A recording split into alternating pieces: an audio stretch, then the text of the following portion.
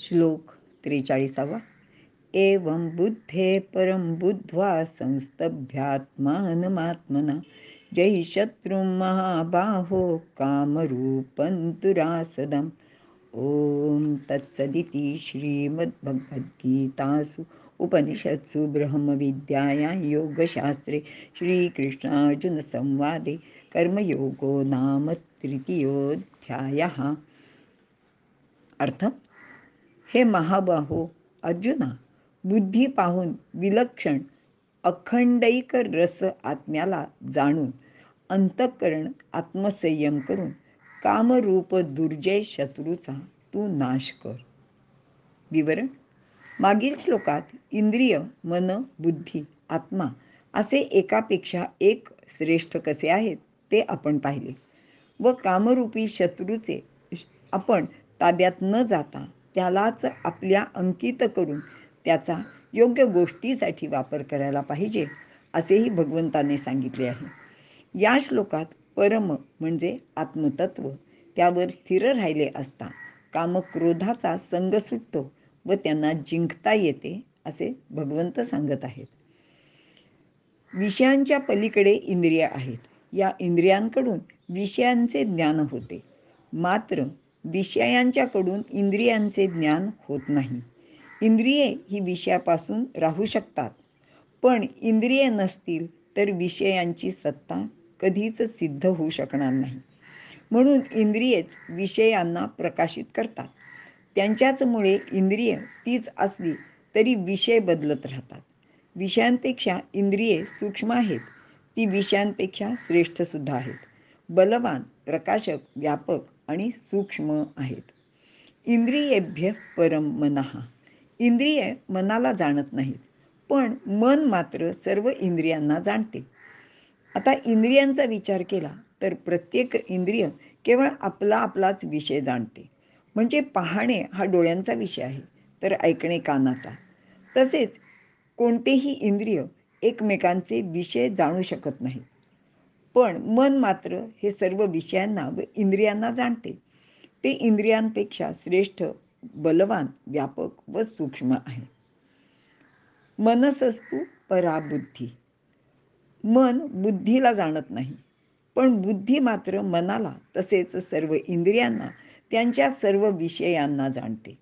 इतकेच नाही तर इंद्रियांचे कार्य योग्य रीतीने चालले आहे किंवा नाही हे सुद्धा त्याला कळते. थोडक्यात बुद्धी मनाला त्यांच्या संकल्पांना, इंद्रियांना व त्यांच्या विषयांना जाणते आणि म्हणून ती मनापेक्षा श्रेष्ठच आहे. य बुद्धे परतस्तु सहा. या बुद्धीचा स्वामी अहम म्हणजे मी, म्हणून माझी बुद्धी करण आहे. अहम करता आहे, तो स्वतंत्र आहे. या अहममध्ये जड अंश आहे व त्यामध्ये काम राहतो. तो भोगाची इच्छा करतो आणि या भोगामुळे होणाऱ्या सुखदुःखाचा तो भोगतासुद्धा होतो. भोगता, भोग आणि भोग्य या तिन्हींमध्ये सजातीयता आहे. या अहमपर्यंत प्रकृतीचे सर्व अंश आहेत. अहमच्या पलीकडे मात्र परमात्म्याचा अंश स्व आहे, जो शरीर, इंद्रिय, मन, बुद्धी आणि अहम या सर्वांचाच आधार आहे. तसेच आश्रय व कारण प्रेरक असा असून तो श्रेष्ठ व सूक्ष्म आहे. अहमचे ठिकाणी जडाचा अंश आहे. त्याच्याशी चेतन तादात्म्य पावते. त्यामुळेच तो मी भोगता आहे असे समजतो. मात्र परमतत्वाचा साक्षात्कार होताच तो भोगतेपणापासून अलिप्त होतो. हेच अलिप्तपण किंवा निर्लेपपण परमात्म्याचे वाचक आहे. तेच परमपदसुद्धा आहे. त्याच्या ज्ञानाने कामनिवृत्त होतो. ते स्वरूप नेहमीच सहज सुखाची राशी आहे. त्यामुळे अजून वेगळ्या सुखाची इच्छा उरत नाही. काम कायमचा निवृत्त होतो. अशा रीतीने आत्मतत्वावर स्थिर होताच काम सुटून जातो. तसे झाले की स्थितप्रज्ञता लाभते. मन निश्चल व शांत होते. जही शत्रू महाबाहो कामरूपं दुरासदम. वरील विचारानंतर भगवंत सांगतात की हे महाबाहो अर्जुना, जो बलवान शूरवीर आहे तो कामरूपी शत्रूचे दमन करण्यास योग्य आहे. मात्र या कामाला जिंकायचे असेल तर प्रपंचाशी संबंध ठेवून तसे करणे खूप अवघड आहे. काम अगदी बुद्धिवान ज्ञानी लोकांचा विवेक झाकून टाकतो, त्यांना कर्तव्यापासून च्युत करतो. म्हणूनच त्याला दुर्जय शत्रू असे म्हटलेले आहे. दुर्जय म्हणजे जो जिंकायला अतिशय अवघड किंवा शक्य नसलेला. त्याचा नाश करणे अवघड असले तरी अशक्य मात्र नसते. कारण कोणतीही कामना उत्पन्न होणे, त्याची पूर्ती होऊन ती निवृत्त होणे किंवा पूर्ती न झाल्याने आणि पूर्ती होणार नाही याची जाणीव झाल्याने ती निवृत्त होणे ही क्रिया असते. आपल्यातील स्व हा निरंतर आहे. तो कामना उत्पन्न होणे आणि नष्ट होणे या दोन्ही गोष्टी जाणतो. तो कामनेचा संबंध सुलभ रीतीने विच्छेद करून टाकतो. म्हणून कामनेविषयी घाबरून जाऊ नये. आपल्या कल्याणाचा उद्देश मनात पक्का असेल तर कामाला जिंकता येणे शक्य आहे. वर सांगितलेल्या सर्व गोष्टींचा विचार केला तर बुद्धीपेक्षा श्रेष्ठतर असलेल्या आत्म्याला जाणले पाहिजे असे आपल्या लक्षात येते.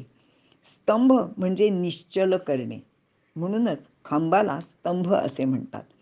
अगदी पुतळ्याप्रमाणे किंवा खांबाप्रमाणे स्थिर होणे, येथे स्वतःच स्वतःला स्थिर करायचे आहे. आता अर्जुनाला हे सांगायचं कारण असं आहे की अर्जुनाचे मन स्थिर नव्हते. तो युद्ध करावे का करू नये अशा द्वंद्वात किंवा कात्रीत सापडला होता. मनाचे हे आंदोलन बाजूला सारून युद्धासाठी त्यांनी स्वतःला ओळखायला हवे. म्हणजेच आपण कोण आहोत, आपण काय करायला हवे यासाठी त्याने मनबुद्धीच्या अतीत असलेल्या मीला म्हणजेच आत्म्याला जाणावे. मी म्हणजे व्यवहारातील अर्थ देह असा आहे. अशा देहाला व मनाला स्थिर करण्यासाठी सुद्धा स्वतःला ओळखायला लागते. मागील अध्यायात भगवंत म्हणतात की विचारी तू अर्जुना तू विचार कर, स्वतःला ओळख, तू किती शूरवीर आहेस ते आठव. म्हणजेच अर्जुनाने स्वतःचे क्षत्रियत्व, पराक्रम, शौर्य स्वतः आठवावे. स्वतःला ओळखून रणभूमीवर स्थिर चित्ताने ठामपणे उभे राहावे व युद्ध करावे. आणि व्यवहारातही आपले मन स्थिर करून व्यवहार केले तर चांगल्या वाईट गोष्टीची ओळख पटते. आपण एखादा निर्णय घाईघाईंनी जेव्हा घेतो तेव्हा तो चुकतो. पण आपण शांतपणे बसून एकांतात त्याच्यावर विचार करून जर तो निर्णय घेतला तर तो नक्कीच योग्य ठरतो. एकदा का चांगले काम काय ते कळले तर मग माणूस त्याचाच विचार करतो, त्याचा स्वीकारसुद्धा करतो.